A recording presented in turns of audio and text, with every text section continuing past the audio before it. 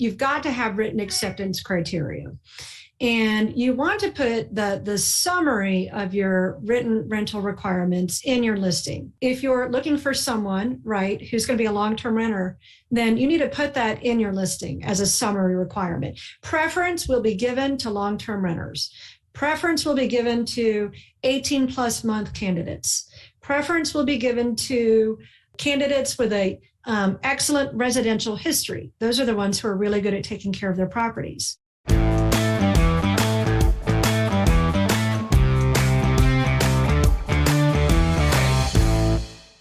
Welcome to the Real Estate and Financial Independence Podcast. I'm your host, Chad Carson. You can also call me Coach, and this is a show all about helping you get out of the financial grind so you can do more of what matters.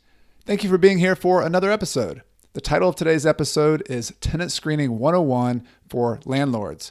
This is an interview with Pam Storm, who is the founder of Rent Marketplace. This is an online tool for collecting rent, for screening tenants, for managing basically the entire process of your rental property. And it's basically catered towards smaller landlords, which of course I love with the small and mighty real estate investor theme I have here on the podcast. And we talk a lot today, and you can think about this as a master class or a deep dive on finding the best tenants for your rental property. So whether you're already a landlord and already investing in rental properties, whether you're kind of just nervous about doing this and can you handle this, this is like one of those 101 deep dive conversations with someone who knows a ton about this topic. Pam has a history in the professional world. She worked for corporations whose whole job was the background data when you screen tenants and run eviction reports and credit reports and things like that. So she knows a lot about the data and how to approach the data in a way that's going to be the best business decision for you as a landlord, but also ways that keep you in compliance. There's laws out there about what you can and can't do for screening tenants.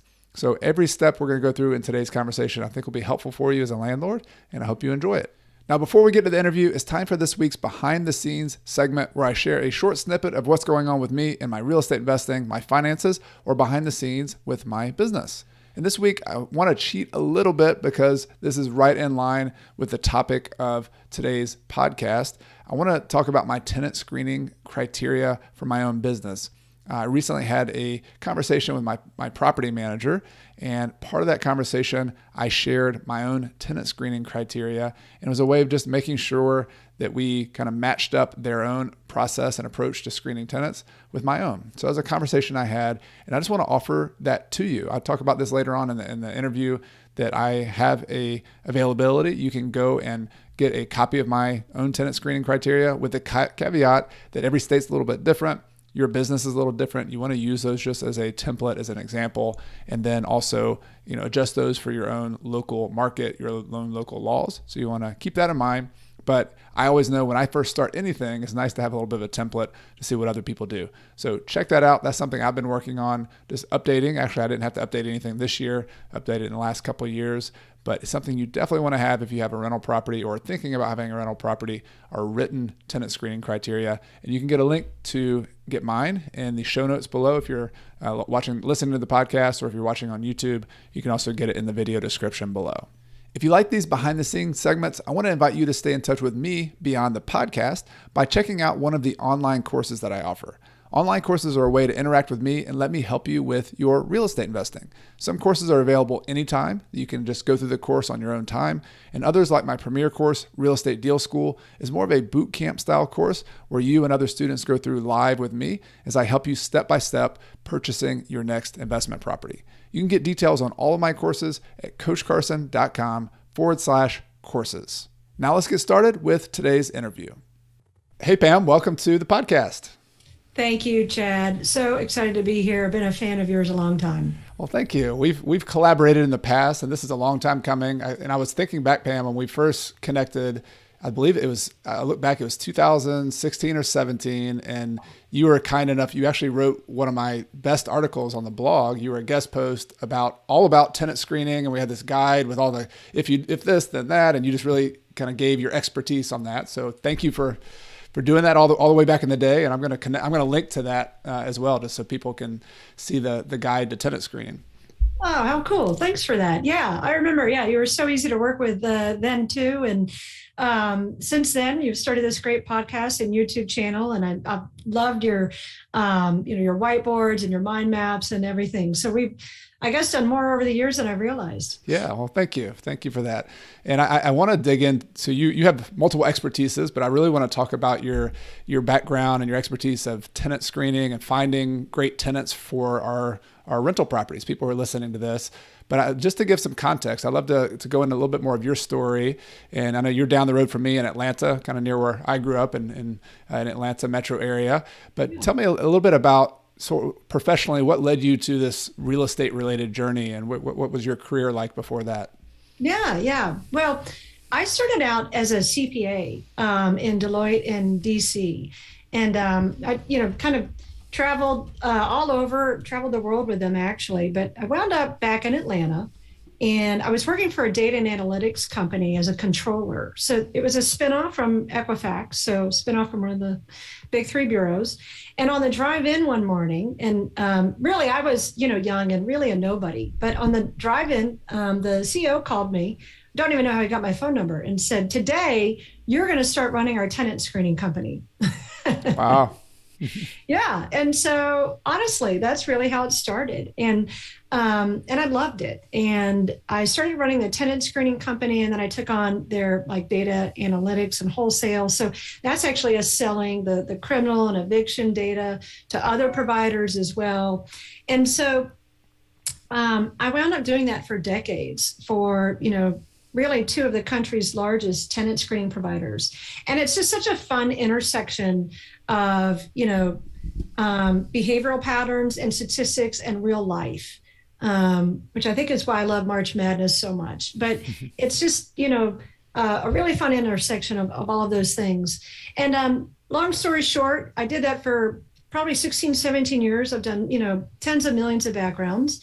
And I used to, fly the country and work 80 hours a week with my sales leader, and would go to all the national, regional conferences, all of them.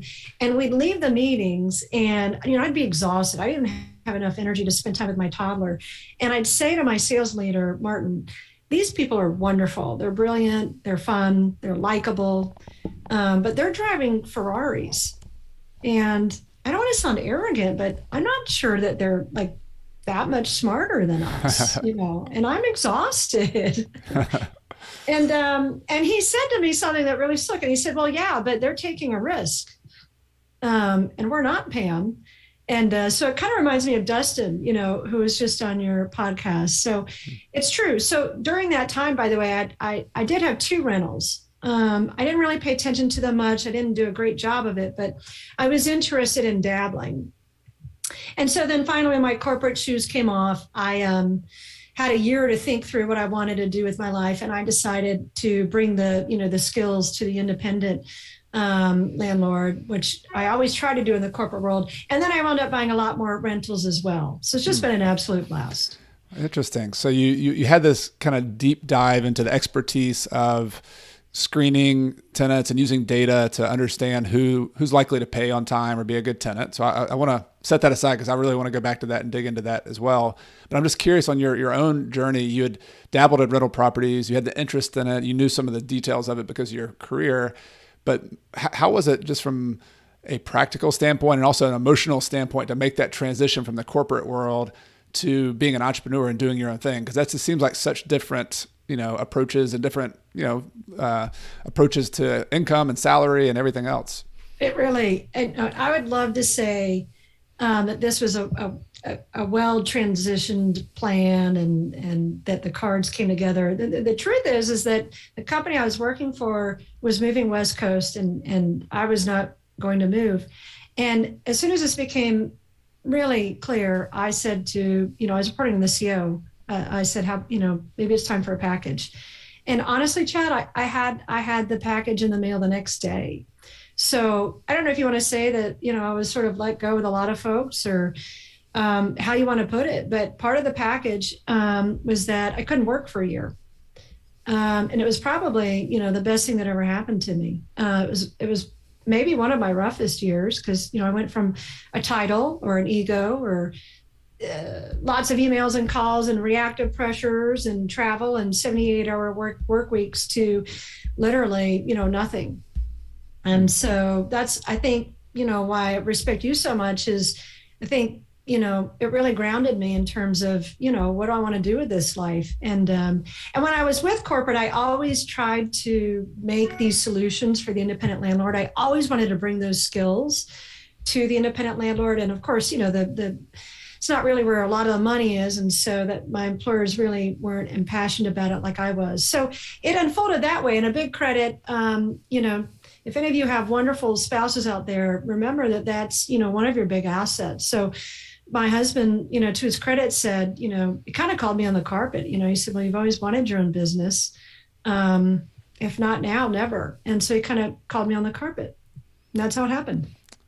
That's amazing. All the details behind the scenes. I'm always interested because so many people, I think in the audience, some people want to stick with their job and that's fine and invest on the side, but there's a lot of people who have that urge to do their own thing like you did. And it takes a push sometimes to, in your case, you had that year, which I imagine, I struggle with this too, like the identity of your job and of your projects. I identify very much with it, like to the point, with a podcast or YouTube, for better or worse, I'm like, oh, this is a great week because this YouTube video did well, or this you can't, it's like your ups and downs emotionally are absolutely entrenched with my own businesses and professional life. And I wish that weren't always the case, but it is. So when you pull that out from under yourself, it's an identity, issue for all of us, I think. Well, I think thankfully you kind of learned how to, really hone in on what's important to you and kind of balance that out. But yeah, an entrepreneur has a lot of highs and lows. I will say, at least, with the company that I have now in terms of, helping people find great renters, it's so fulfilling. That's so fulfilling that, the money is not, as much of a big driver there as the fulfillment. So, everything has to make money, if you will, but we get different, results from different endeavors. And I'd love to say that they're all really, well spelled out and they all come together like I planned, but that's not my life or my experience. Yeah. Yeah. So you kind of forced your hand a little bit and your husband helped you, said, hey, let's just do this. And so you started your own business that's called Rent Marketplace. Was that the name of it at the time when you first started it as well? Yes. Yeah. And so you're taking the similar skills, but I really love that you also say that the small real estate entrepreneur, which like the small and mighty real estate entrepreneur is kind of where my heart is too. I like the investor who may have 2 properties, may have 20 properties, may have 50, but it's the mom and pop small investor who's doing this for their retirement to have flexibility. And so your business is helping them screen tenants, helping them collect rent, helping them understand that whole life cycle of the tenant and finding great tenants. So I want to, let's dig into that a little bit because I think that's a very practical subject that so many people need to be educated on and we all can improve on. Let's start with that idea of having a great tenant. Like what does that mean to you? And you could go technical, you could just go like, you have your own rentals too. Like what does it mean to have a good tenant to rent to? Oh, I love that you asked that. And I'm going to answer that. Actually, when in corporate, we used to, meet with the largest REITs, the largest property management companies, and we would ask them, what's a great tenant to you? And they would look at us so baffled, like, what kind of question is that? Like, but it's over time, people started to answer that question really well. And so people would get really dialed in on their customer. Some would say, oh, it's a tenant that refers other tenants to me. It's a tenant that posts on social media. It's a tenant that, stays for 3 years. It's a tenant that uses all of our amenities. It's a tenant that pays the late fees. Answers are all over the board. So what a great tenant is actually, some of the hardest work that you do as a landlord. You have to think through what a great tenant is to you. And it's kind of like a relationship. And I love sports analogies like you do. But I am big on relationship analogies. And so as soon as you know what a great tenant is, you will figure out how to attract that person. So the first step is knowing what a great tenant is to you. And so a lot of our work is just helping people hone in on that and follow the process. Because once you know these things, it's a process, right? And you just got to trust the process. But there's no magic to what we do. There's a process to it. And sometimes we help with the sound bites or the compliance or the nuances of how you handle a certain situation. But it's a process, and there's no magic. Anybody who wants to be great at this can be great at this. Mm-hmm. So it's the skill you can learn. It can be a little intimidating, maybe technically at first, and there's some legal things you need to make sure you do, but it's not like it's an important part of the business, but it's something you can borrow some ideas from others and some best practices. Yeah, if you want to be great at tenant screening, you'd be great at tenant screening. And so I'm just going to give you a couple of examples. We have a lot of clients, right, who come to us and their last tenant trashed their place. So they know very well that they want a reliable renter is someone who's going to take care of the property. And once you know that, it's really easy to hone in on that throughout your process. Other tenants will say, I want a long-term renter. Right. And you have to really figure out, well, what's a long-term renter, right? Of course, if you got student rentals, right, then that's, a certain niche as well. And then we've got, people who, a lot of workforce housing, right? So in a lot of workforce housing, and that's a lot of our business too, even, a lot of voucher holders and housing authorities, they just want somebody who, really knows how to reasonably take care of a property and be a good neighbor. And so once you know what your top filters are, you can go and get it. Well, can we kind of give an example? Because I know you said there's different criteria people have, but let's say I'm a landlord who has a single family house, so kind of a median or lower median kind of neighborhood. And clearly I want my tenant to pay their rent on time and be able to afford the house. But I also like that idea of them staying a long time and taking care of the property. So what would be some ways that we could identify? So we've identified that's something we want. Now, what are some ways we could actually practically search for that person or attract that person to our property? Okay, great question. So many of you know you've got to have written acceptance criteria. And you want to put the summary of your written rental requirements in your listing, whether you're using Zillow or Facebook Marketplace or whatever you're using. Put the summary of it in your listing. And then when you can, have a Word document or a Google document of more details of your rental acceptance criteria. So as an example, if you're looking for someone, right, who's going to be a long-term renter, then you need to put that in your listing as a summary requirement. Preference will be given to long-term renters. Preference will be given to 18 plus month candidates. Preference will be given to, candidates with a excellent residential history. Those are the ones who are really good at taking care of their properties. We had a client once who lived really close to a student housing in Kennesaw, but didn't want to have a student. So we said preference will be given to those with steady long-term employment history.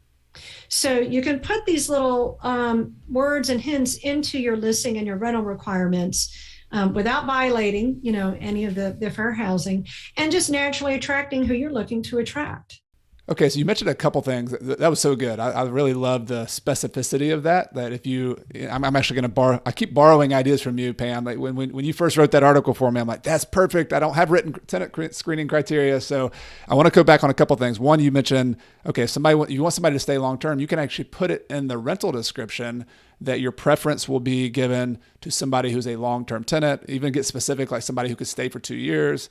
I love that because it instead of waiting to the application and having to turn people down who say, well, I'm only staying a year, you can actually screen it on the front end. You can put it on your Zillow ad. You can put it on your whatever your advertising marketing is. So that's a big takeaway. I hope people use that idea, whether it's credit scores or whatever. You have a couple of important criteria. You can put that in the ad.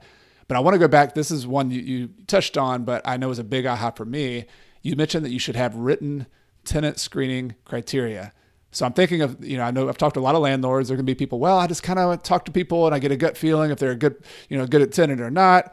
I know you're probably like you're getting chills when people say that, right? So tell me why should we have something in writing very specific about what our criteria are? Well, aside from helping find a reliable renter and the kind of renter that you're looking for, it will also help you get out of a compliance jam.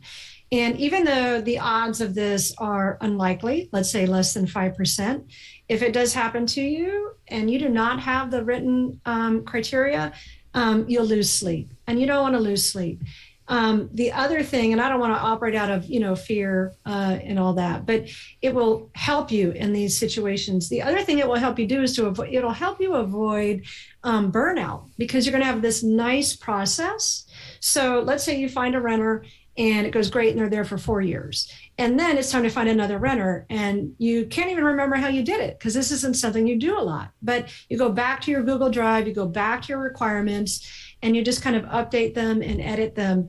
And it also helps provide a baseline for you, so you don't have to start from scratch. You've got it all right there. Maybe the market's changed a little bit, so you kind of update it a little bit, but it's all right there. So it helps you avoid gut decisions, which I know are tempting. It helps you stay compliant.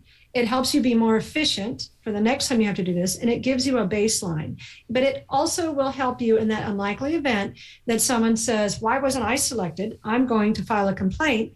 Well, here are my written acceptance criteria. And we have a sample of those on our website. I'm not going to go into that right now. But a couple of great things so on your written acceptance criteria, here are a couple of things that I really like. So one, put in there that you will accept the candidate that best meets your criteria, because that's allowable and you will. And so they should know that. Two, tailor it to your specific property. So if you're offering kind of workforce housing or lower income housing, you might have something like, maximum occupants per bedroom, which stays clear of the, fair housing, but makes it clear that only so many people belong in a 3-bedroom place. But if you've got a nice, middle income type of rental, you don't want that in there. It's gonna push good candidates away. So you've got to tailor this to your own property, and it should have, 3 components to it, right? So it's going to have financial, behavior, and the third is identity. So if you're okay with it, Chad, what I'm going to do is just kind of segue into a broader theme right now. Your whole job when you're screening tenants, your whole job as a landlord is to mitigate 3 risks. 3 risks. So don't get caught up in gut decisions or muddying, well, these people have pets, or these are good, or they're going to stay longer, or this or that. Come back to identity risk, behavior risk, and financial risk. And so your written criteria will have these 3 categories. And with that, you should be well covered. Can you explain a little bit more? So I'm imagining financial risk is, do they have enough income? Do they have a certain income ratio? Do they have demonstrate they can pay on time in the past? But behavioral and identity, those are 2 that I haven't really thought about and maybe understand what they mean. Yeah, and great question. It's real simple. So identity risk is, are you who you say you are? And I'm just going to give the headline on each one. The financial risk is, will you pay your bills on time? Will you follow the terms of the lease, right? And the third is, are you worthy of this asset? And so, are you going to bring over unwanted parties? Are you going to have noise violations? Are you going to not understand this neighborhood? Are you going to have criminal activity?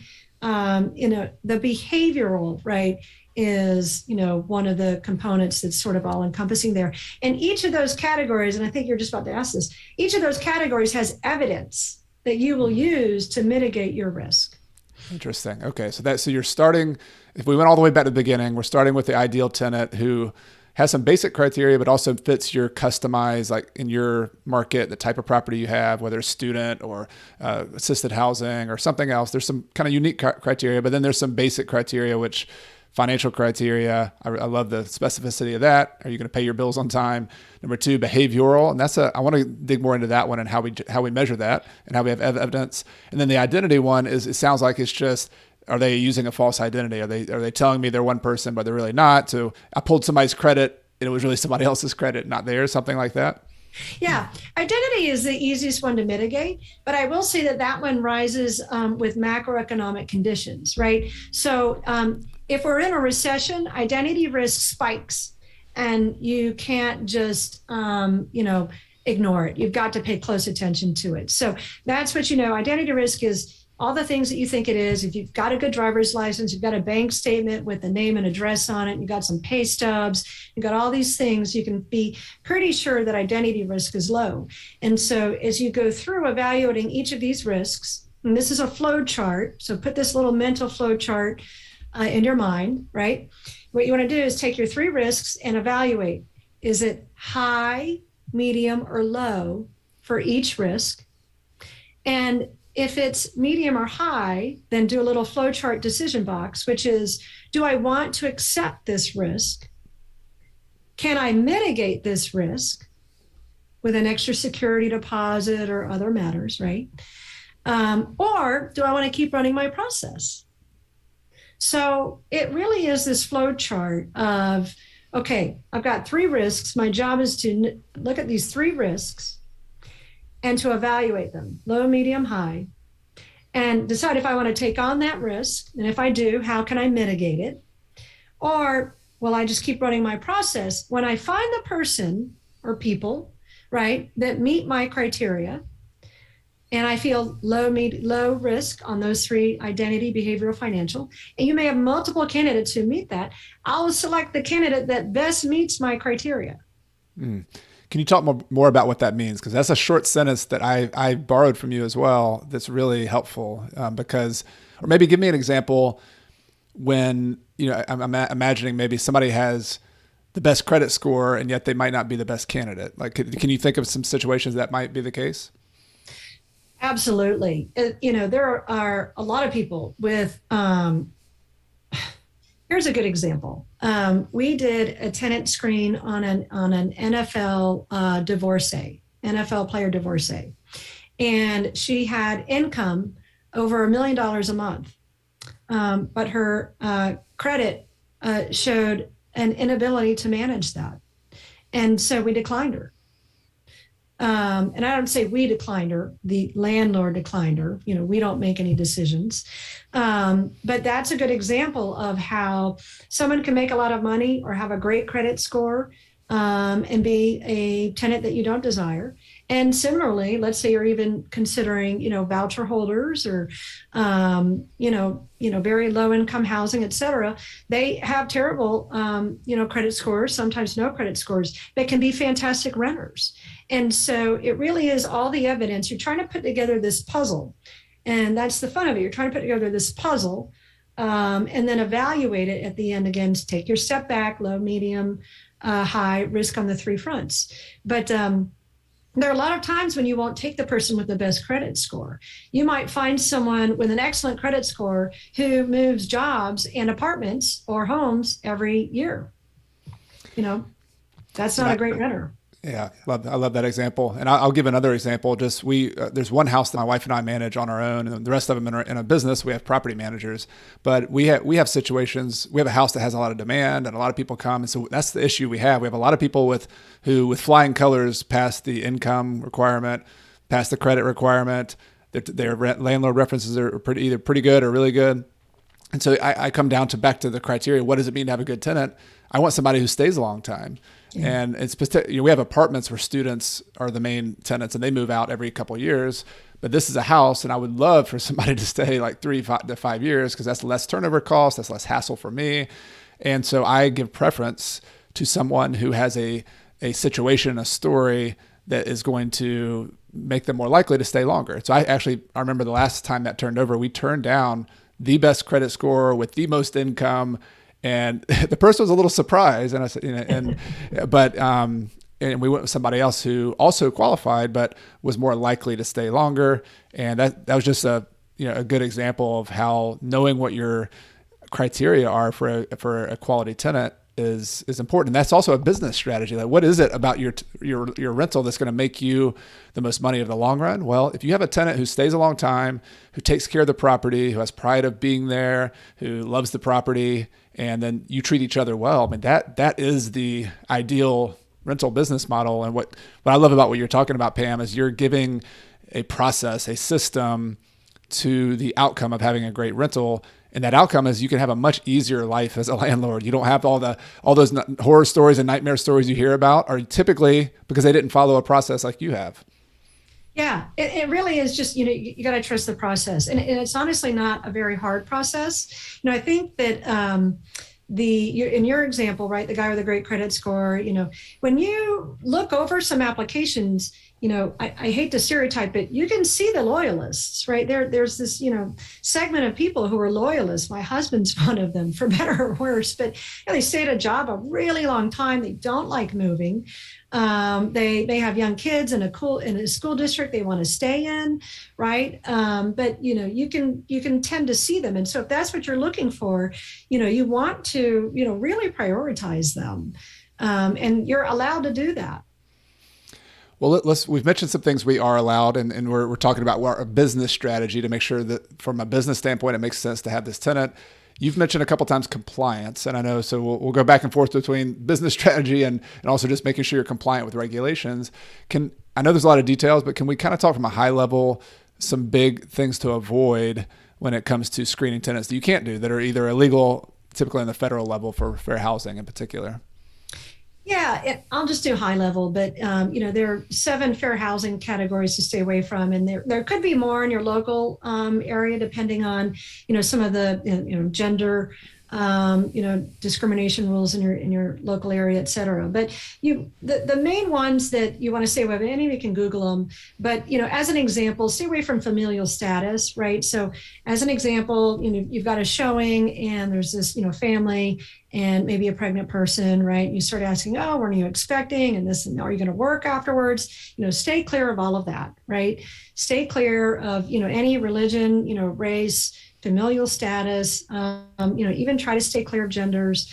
And there's 7 of them. You're not really at risk of going into them, but do Google them and be aware of them, and don't put those in your listing. Now, compliance isn't, something you'll have to worry about, especially if you have 4 or fewer units, you're in a way almost even exempt. But what you really want to do is elevate your profession, right? And so just, know the 7 basics to stay away from and elevate your profession. The main thing that I want to talk about on this thread, though, Chad, is technically, here's something that everybody should know when it comes to compliance.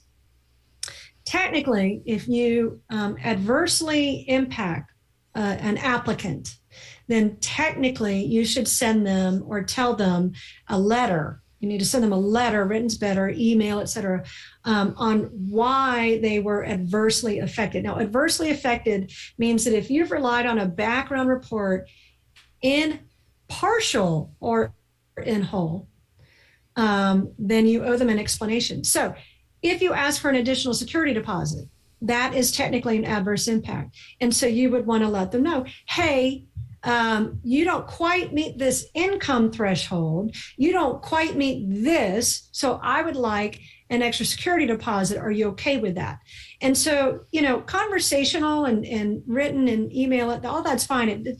There are templates. I've got a template on our website. You can use them, but, conversation and being nice and treating people with respect and dignity will work just as well. So if you're going to decline someone, the best thing to do is to call them first, right? Just, hey, look, we went in a different direction. Really appreciate your time and energy. And then you can follow up with a text or an email if you like. Again, there are these adverse action letters, and you can, check a box where you didn't meet the credit, you didn't meet this, you didn't meet that. So you can cover off that way. But the best way is a conversation of, hey, we're going to go in a different direction.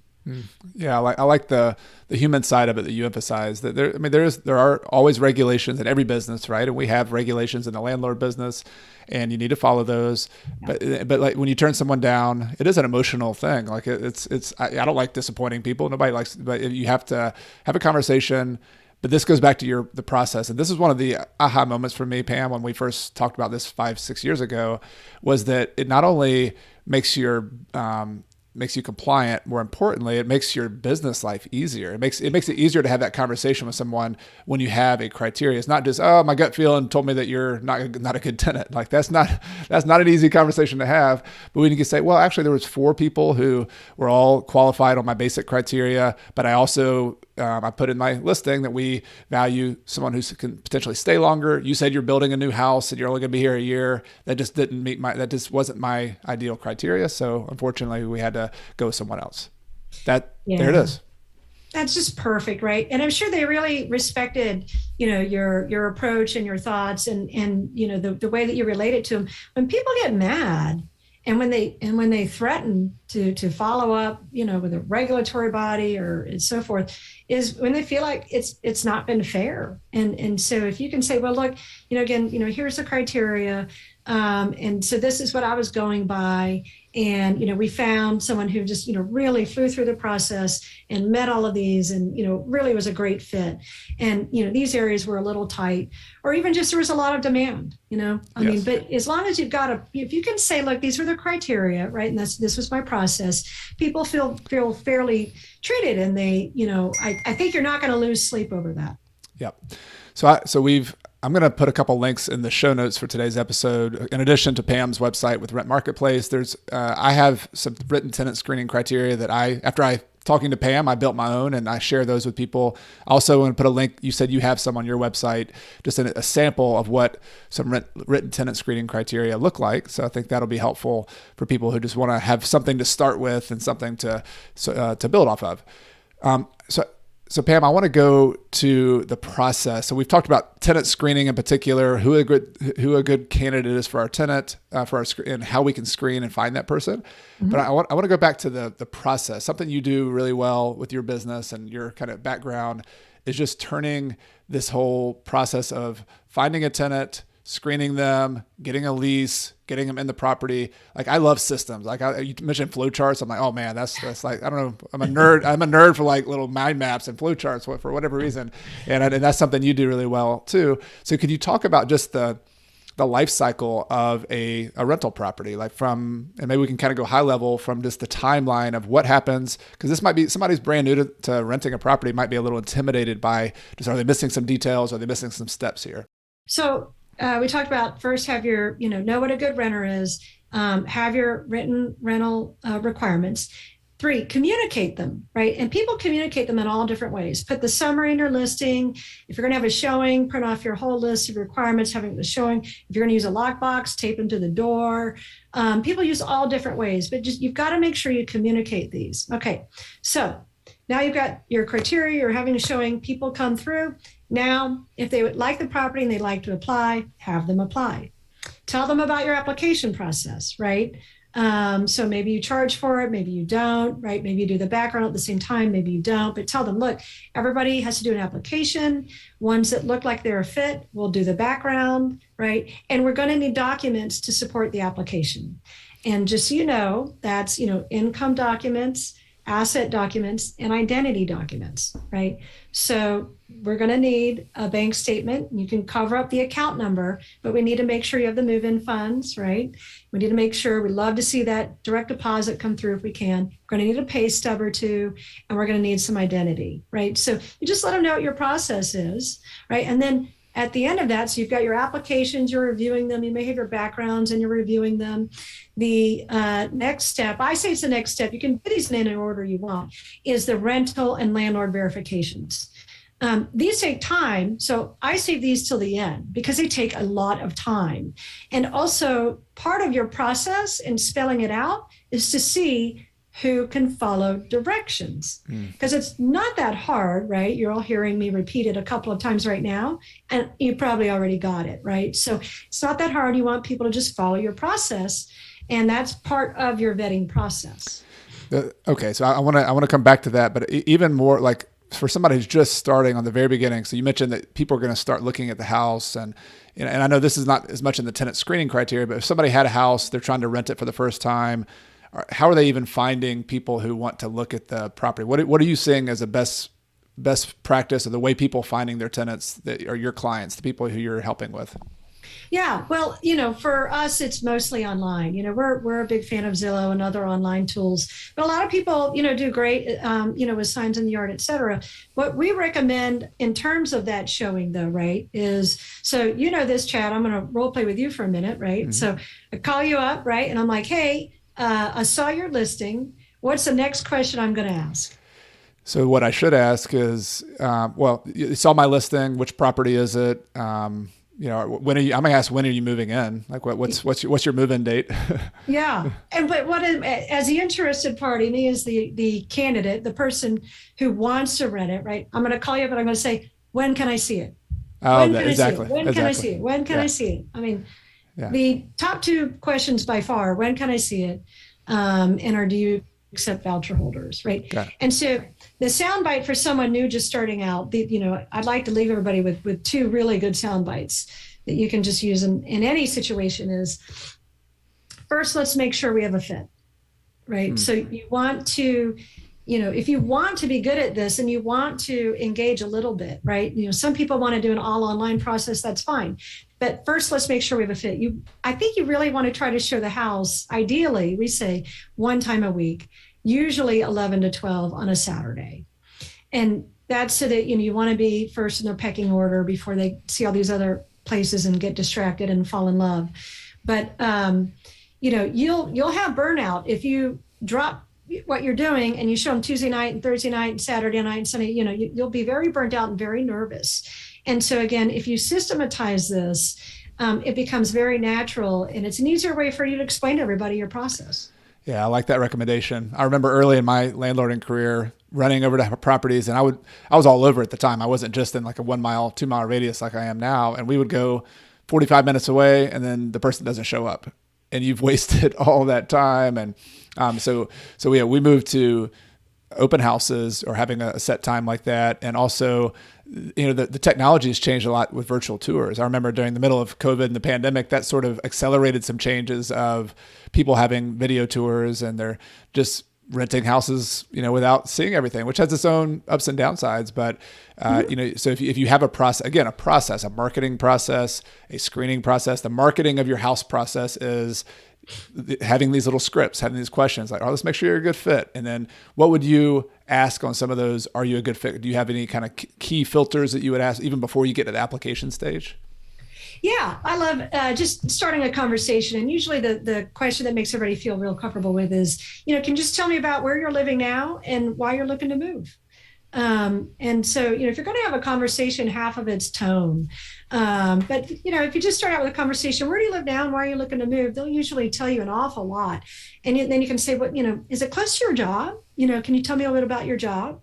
And, how long have you worked there? And, did you see the rental requirements? Do you loosely make 3 times the rent and income? And then I love to ask them, as long as you've got them, ask them, can you tell me about your credit?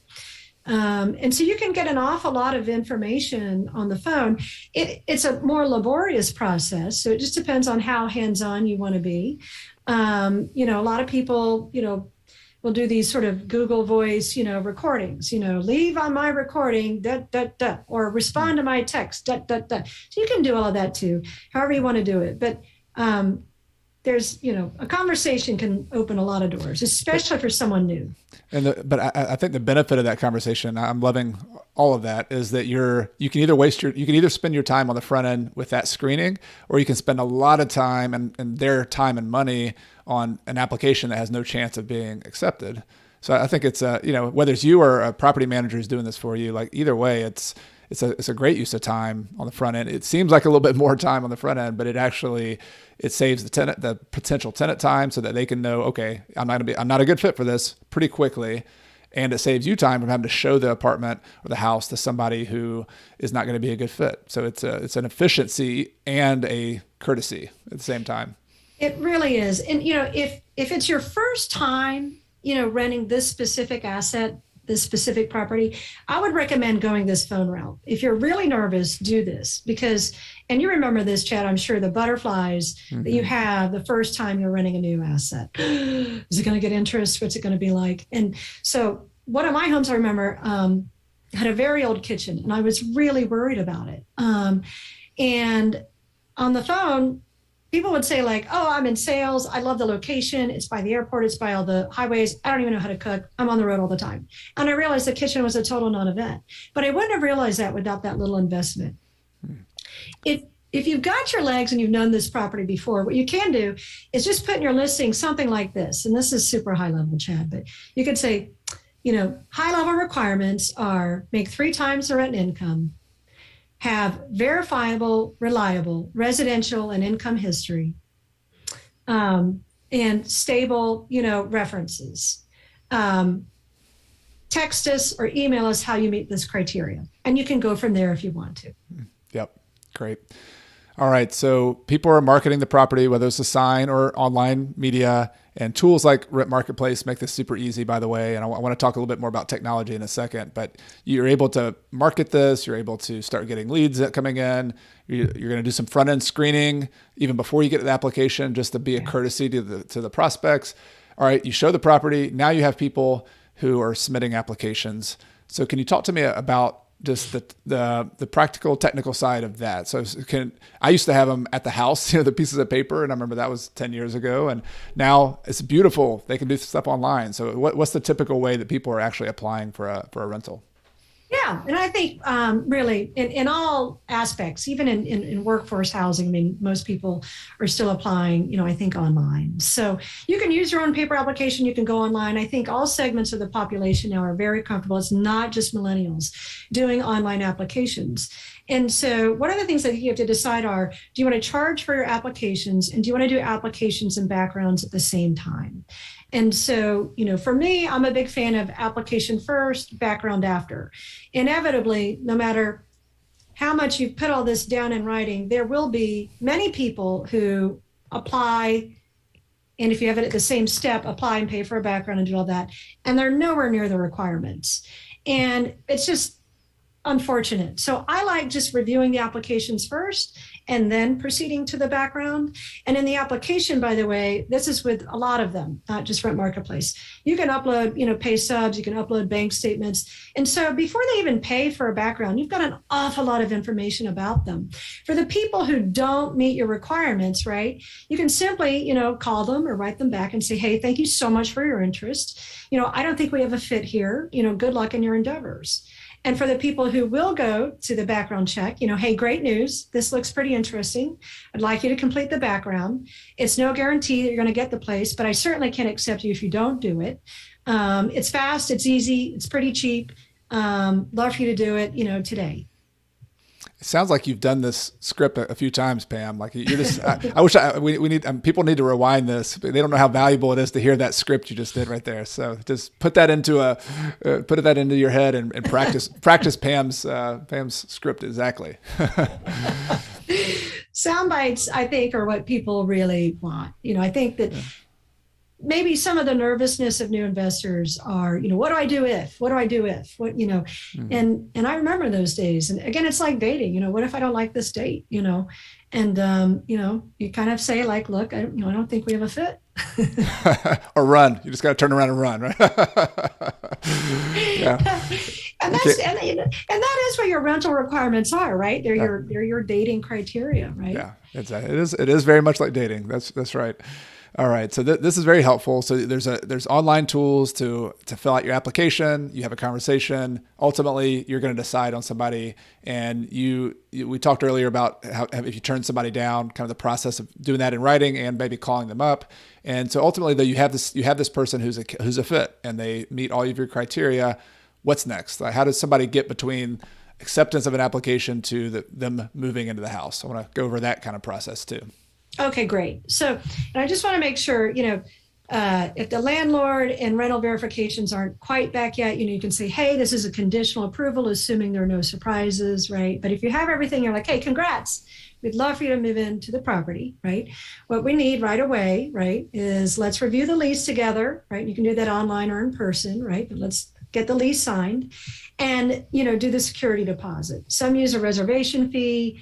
Some use all sorts of different things. But what I would recommend to most people is you want to time box that, right? Because you've got a long list of great people and you're going to lose them, right? If you don't really secure this moving forward. So that you say, hey, great, love to offer you the property. There's really good interest in it, and I'm excited about this. I really want us to move forward, but I hope you can respect we need to do this, really quickly. So, can you review the lease, this evening or tomorrow? And then I'd like for you to, provide a security deposit, I say usually within 3 days. And that can be, again, online, certified check, however you guys want it. And okay, that was my next question, is how they pay it. One of the things that's changed a lot for the better, I think, in the last few years as well, is just how many payments are online versus meeting someone and having to worry about them paying you a bunch of cash, like on the hood of your car at the McDonald's or something. Not that I've done that or anything, but counting out the cash and saying, oh my God, what's going on here in this real estate deal in the parking lot. But I would actually try to go to the library, because I've never actually had an office. I've always had a virtual business, and we would go to the library and try to make it a little more official and get our little office room in the back and, count out the money on the library desk. But it's a good thing you're a big muscular football player. Yeah. Well, yeah. So I had that wad of cash in my pocket, but that's not the way to do it. So, but these days somebody can just send you money, and it takes, what's the typical time for clearing that money? Because that's a concern I've had with, especially with that first payment. Like, I'm going to take it off the market. I'm going to give them this property officially. Is it clear in 3 days? Does it take 10 days? Like what's just so people know on that side of things? Yeah, it's a great question. So with the security deposit, you want that to clear right away. Online payments do take, between 3 to 7 days to clear. And so depending on, how you want to manage that, you may want to get the security deposit in a cashier's check or something. You may want to do it online if they're moving in 2 weeks, right? The one thing about online is it's going to take 3 to 7 days to get to your account, but it takes 3 days to clear. You will know that it is going to clear. So, unless they're moving in within 48 hours, which is a pretty bad idea anyhow, online should work just fine. And I like that too, because if you have multiple properties, it goes to the right account. You've got your security deposit records. They've got their security deposit records in an online portal, and everybody can kind of stay aligned. Yeah, I agree. So 3 days, you're clear. And now you have a tenant, you've got a lease signed.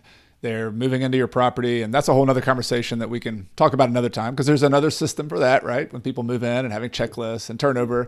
But I love the detail that you go into, Pam, and the small conversations. Those are so valuable, because a lot of the mess ups I've had in my career, we all get burned and do stuff, have been, when maybe you had to tell somebody something that was difficult, you didn't do it up front, or you didn't ask the difficult question. And I just love how easy but yet pointed some of those questions were to get to the point. Like that first one you started with, about, so where do you work? I'm curious about that. Or, those are just conversations, but they are open-ended questions that get most of the information you need to be able to screen maybe 50-60% of the people, and eliminate some possibilities. So I love that part of it.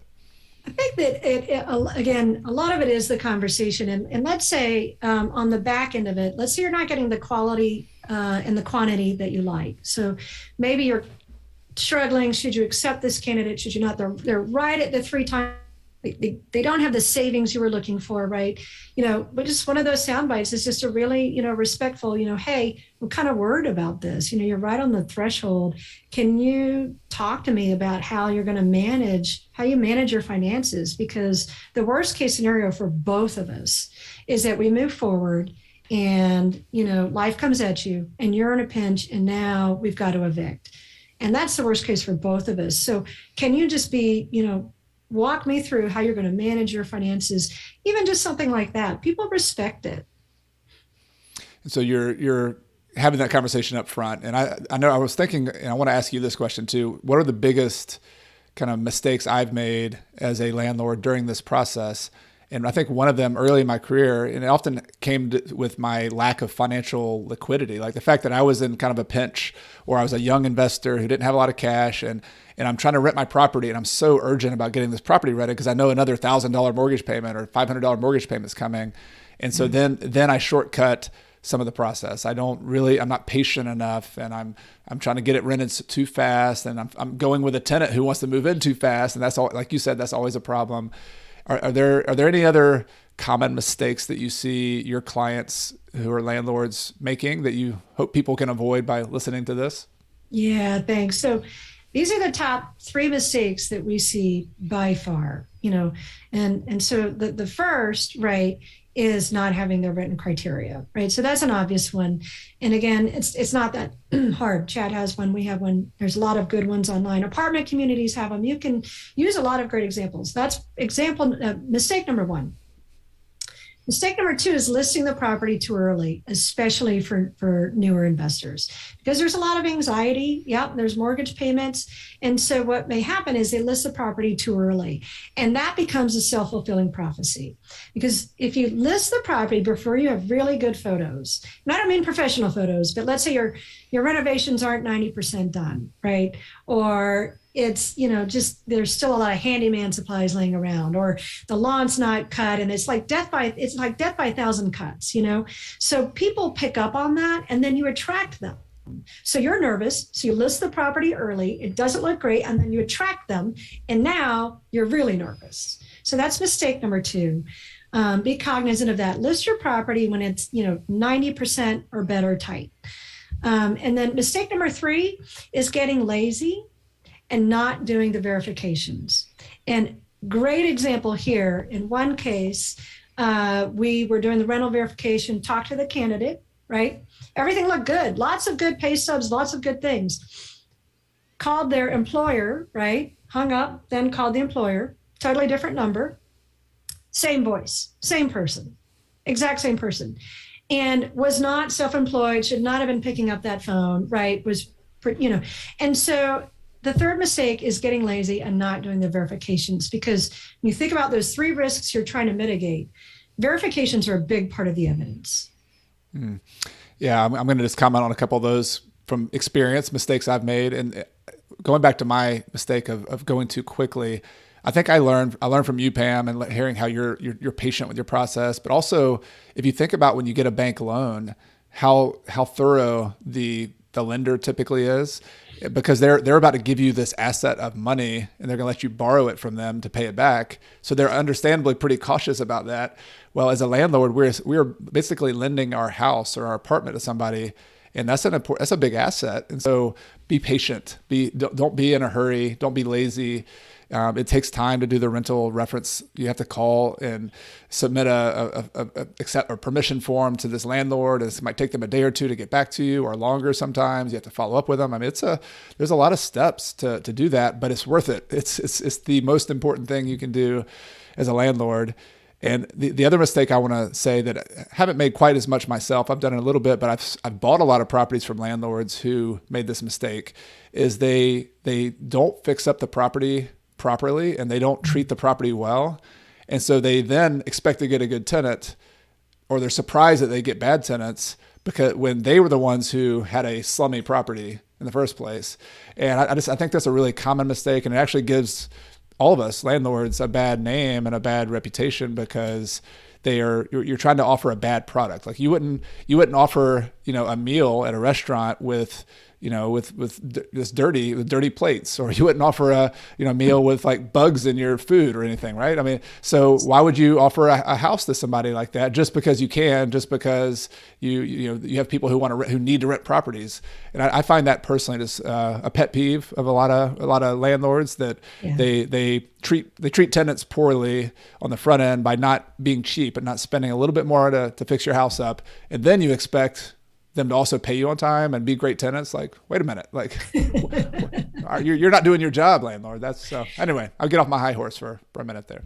I think you bring up an excellent point, though. I mean, good properties attract good tenants, and it's like going on a first date unshowered. Like it's just it's not going to work. Yeah. Man, we're getting these dating metaphors. That totally works. Yeah, I can see that one. All right. Well, Pam, this is all super helpful. I know people are going to want to dig into some of your resources to learn more about that. I want to kind of, my final topic is the technology kind of movement in the small landlording space. This is something I think is such a positive. What you're doing with Rent Marketplace is such a positive, and there's just a new set of resources that 10 years ago, even 5 years ago, weren't available, that allow a landlord to be very efficient and run a business very lean from there without having an office, without having to, the small and mighty real estate investor now has the mighty in it because of tools. So I'm hoping, and feel free to brag on your own product here, that's fine. But I was hoping you could just talk about how technology is changing and has changed this business, these things we're talking about of leasing your property and screening and what's out there. Yeah, thanks. Well, so, Rent Marketplace and any number of tools, right? You can do a very thorough job of vetting your applicants, again, sending applications, reviewing applications, all online, for free. Workforce housing, a lot of times, some people are, going to a library to print out a paper application or having to get on bus routes, et cetera. And so, they're very happy to have online applications, right? Online background checks, it's funny because, our average background check and all online tools, their average turnaround time is usually, under a minute now. So when you have a system glitch and it takes like 2 hours, man, the phones light up. I mean, people are really upset when a background takes 2 hours. And that's just a tribute to the technology. You can upload everything into a Google Drive, right? You can have the payments online, right? And your ledger online, and all sorts of tools. You can have automated late fees, automated reminders. And just lastly, also, we didn't talk about this a lot, and I don't want to go deep on it, but even, pets, you kind of screen them the same way. They've got the same 3 risks that people do. You can look at the pets virtually and then, meet them later. There's a lot that you can do with the technology, and it's ubiquitous now. And I think, again, it's, 5 years ago, it was just millennials, applicants who are comfortable with it, or millennial owners. We have some of my favorite clients are we have 2 80-year-old first-time landlords. So if you think that you're struggling to get motivated and out of your comfort zone and think of these awesome ladies doing this as their first time and using technology and being very good at it, it's all right there. Yeah, and some of the things I love about it, even the simple things, the online application was a big change for us. The market, being able to track your property through the life cycle of the tenant and have a process. We mentioned a lot about processes, but our processes used to be pieces of paper with checklists on a document. Now your processes go pretty seamless through these tools, through a Rent Marketplace tool where you enter the information for your property, you got the address there, you got a picture on there, you press a button, and then it goes to all the marketing tools out there. That marketing kind of syndication is a huge step. I mean, it just saves a lot of time instead of having to go from one thing to another and enter all these pictures and descriptions. You can replicate that basically an advertisement for your rental property over and over and over again. That's huge. That's a big time saver. That's seamless. The application process, of course, you've talked about, and then just the management of your tenant. Like if you're as a property manager, if you're a larger property manager, either owning, like we used to manage our own stuff, and we'd use a tool internally to have all these systems and processes. And there's some higher, more expensive paid tools for both like larger landlords and then property managers. But these tools, for the small landlord, are getting pretty close to some of those. They don't have all the best bells and whistles, but I've just been amazed kind of that gap is closing between the more expensive, I'm not going to mention names, but just those property manager type tools, and then a Rent Marketplace. They can do a lot of the same things that only those tools could do a while back. It's brilliant. It's also it's the same data. I've been a consultant with all 3 credit bureaus. I've sold, criminal credit eviction data to big and small across the country. It's the same data. It's sometimes different proprietary technology behind it, but it's made it all so universal and so fast. And so for the independent landlords, for those of you who are listening, here's what it allows you to do, by the way. So first of all, like Chad said, you can manage your asset seamlessly across the life cycle.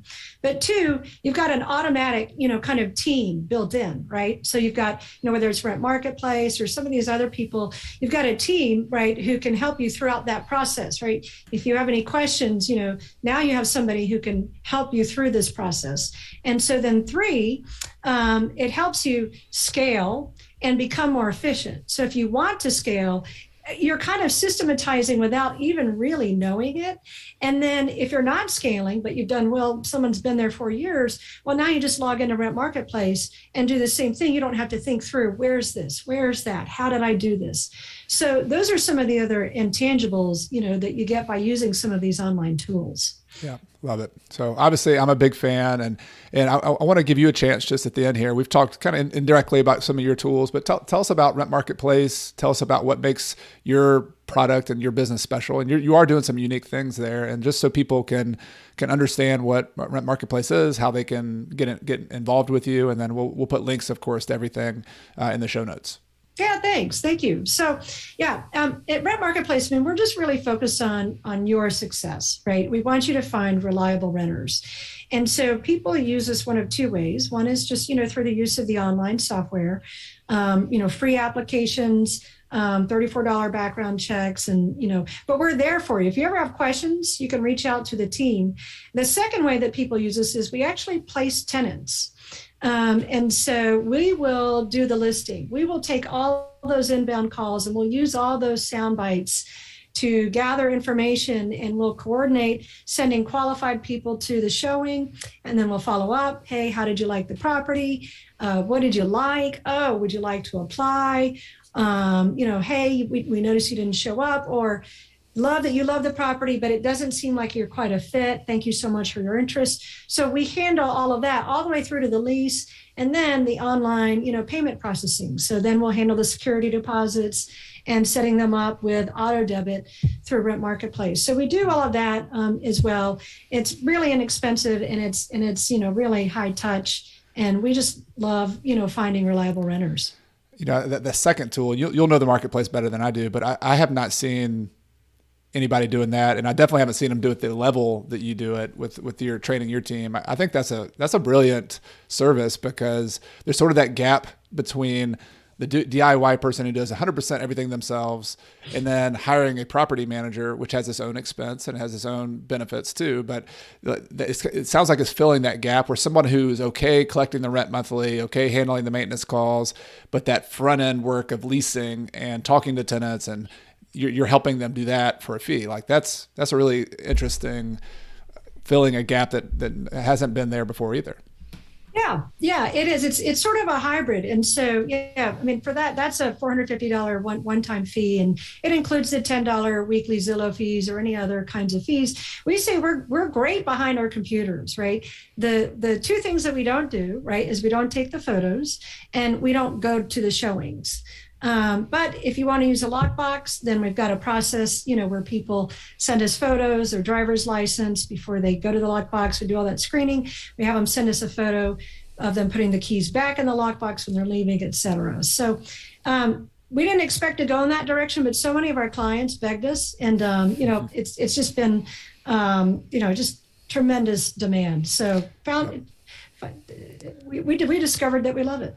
Yeah, you listen to your customers. So I can definitely see that second piece being a niche for some people who are going to want to use that. And then for other people who just want to have a software that allows them to do the application, to market their property, to collect rent. Is that a free service to use that? Do I understand that right?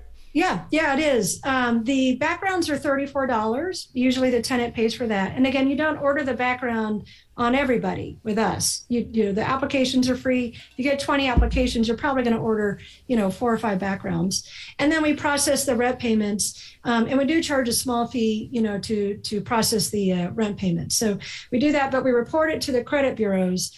And Chad, this, I joke that my tombstone, loving wife and mom, won several March Madness tournaments and helped rent payments be mainstream in credit reports. That's been a religious crusade of mine for decades, and will continue to be that way.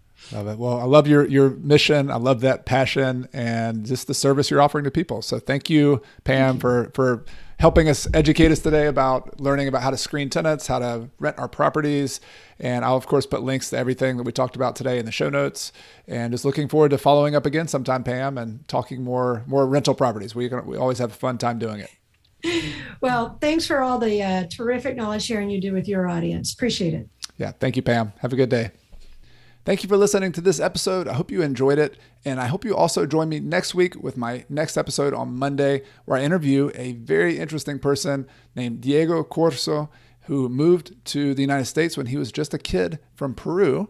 And the story we share in this interview is about his journey to become a real estate investor, even as he was a dreamer. So someone who didn't have legal documentation. He talks about his story of going to college, finding ways to get money to go to college. He had good grades in high school, and just an amazing person who's now achieved some financial independence with real estate investing. Has been very successful with that. So just an incredible story, and I hope you check it out next Monday. If you like the show, I'd like to invite you to subscribe to my free email newsletter at coachcarson.com/REI toolkit. In addition to weekly updates, articles, and behind-the-scenes tips from me, my email newsletter subscribers get my real estate investing toolkit, which includes a property closing checklist that I actually use when I buy properties, a real estate deal worksheet, a tenant screening criteria checklist, and other spreadsheets and goodies that will help you on your journey to financial independence using real estate. You can get it all for free at coachcarson.com/REI toolkit. I also want to take this time to thank some people behind the scenes who make this podcast possible each and every week. This includes my podcast editor extraordinaire, Michael Wynn, my amazing virtual assistant, Megan Thompson, my wife, Carrie, who helps me behind the scenes and is my partner here at Coach Carson. And of course, thank you to all of you, the listeners of this show who make everything possible. This show exists for you. It exists because of you. And I really appreciate you being here for another episode. Everything I've shared with you in this episode has been for general education purposes. I have not considered your specific situation or risks. Before buying your own investments, be sure to consult a financial, real estate, and/or a legal professional. Until next time, I'm Chad Carson. You can also call me Coach, and this is a show all about helping you get out of the financial grind so you can do more of what matters. See you next time.